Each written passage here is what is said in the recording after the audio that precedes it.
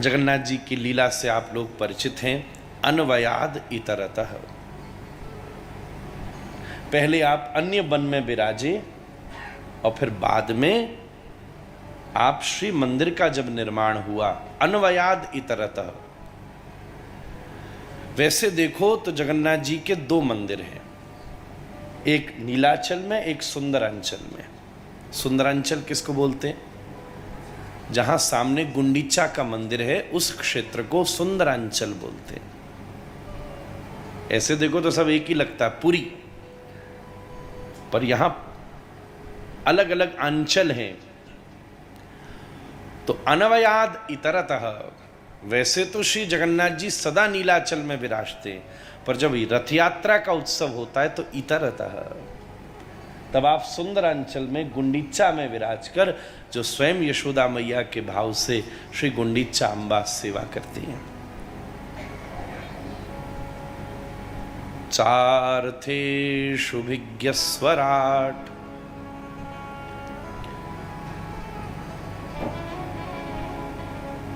चार्थेषु पदार्थेषु, अर्थात विविध विविध विविध विविध पदार्थों से श्री जगन्नाथ जी की सेवा होती है। 36 व्यंजन रोज जगन्नाथ जी को भोग लगते हैं। आपको एक निवेदन करो, संपूर्ण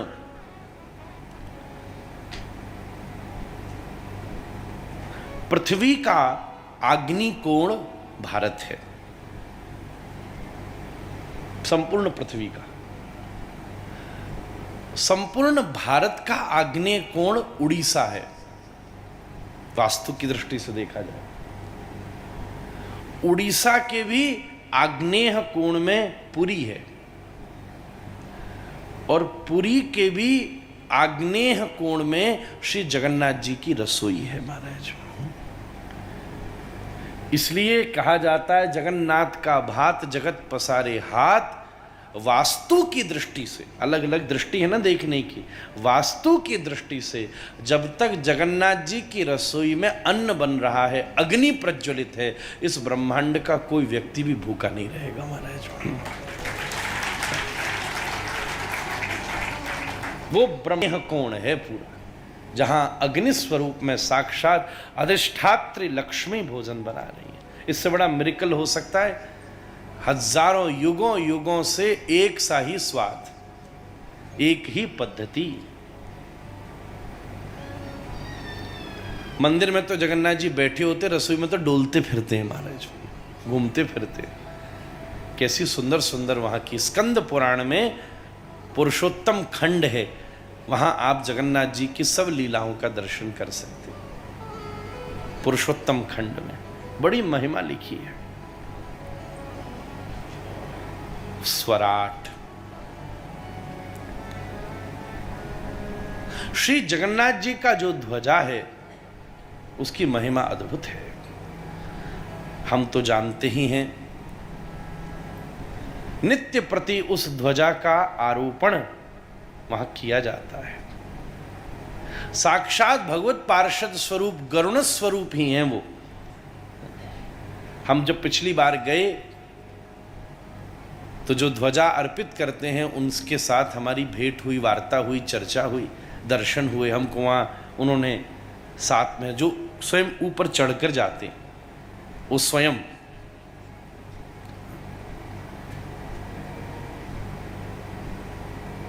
उन्होंने हमको एक बड़ी अद्भुत बात कही। स्वराट शब्द की व्याख्या कर रहा हूं। स्वराट का मतलब स्वयं प्रकाश, जो भगवान अपना काम स्वयं कराते हैं। बोले हम ऊपर चढ़ते समय एक क्षण भी ये विचार करें, उन्होंने हमसे ये कही, अभी पिछले वर्ष की बात है, कि हम शिखर पर ऊपर चढ़ रहे हैं। जिस भूतपूर्व पहले जिसने भी कभी ये विचार किया, उसी समय उसके साथ दुर्घटना हो गई। हम ऊपर चढ़ते समय ये सोच ही नहीं सकते कि हम ऊपर चढ़ रहे हैं। हम तो बस खड़े होते हैं, आंख बंद करते, जगन्नाथ जी का स्मरण करते हैं और हमें ऐसा प्रतीत होता है कि हमारा शरीर स्वयं जगन्नाथ जी मानो ऊपर ले जा रहे हैं महाराज। इसलिए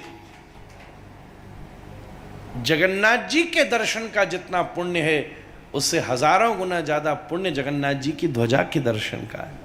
पहले तो ध्वजा ही दर्शन हो, ध्वजा देखते ही प्रणाम। लोग सोचते पहले पुरी में जाके तो पहले तो होटल दर्शन करते हैं महाराज, कहाँ जाना है, कहाँ खाना है।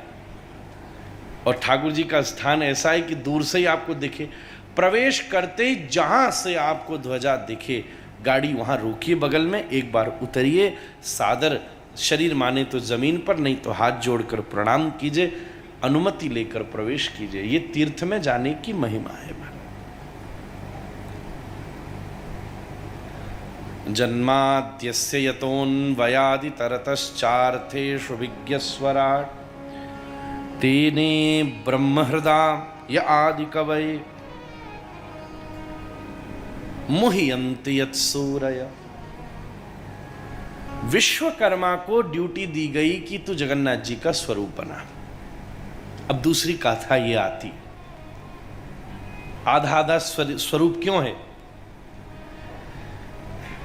पर इंद्रद्युम्न राजा को इतना उत्साह कि वो दी हुई अवधि का सब्र ही नहीं कर सका। ये तो कथा आपने पंडा पुजारियों से वहां सुनी ही होगी, प्रसिद्ध कथा, और ये भी शास्त्रीय। जगन्नाथ जी आ रहे हैं, इसका इतना इतना इतना उत्साह कि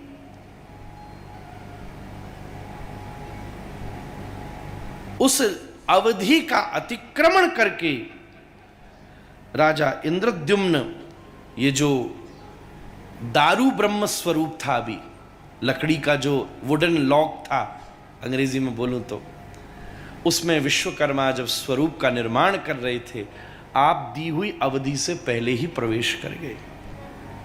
मानो इनका स्वरूप ऐसा है जो बड़े बड़े सूर्यों को मोहित कर ले, जिस कारण से ये स्वरूप प्रकट हुआ, न जिसमें हाथ न जिसमें पांव।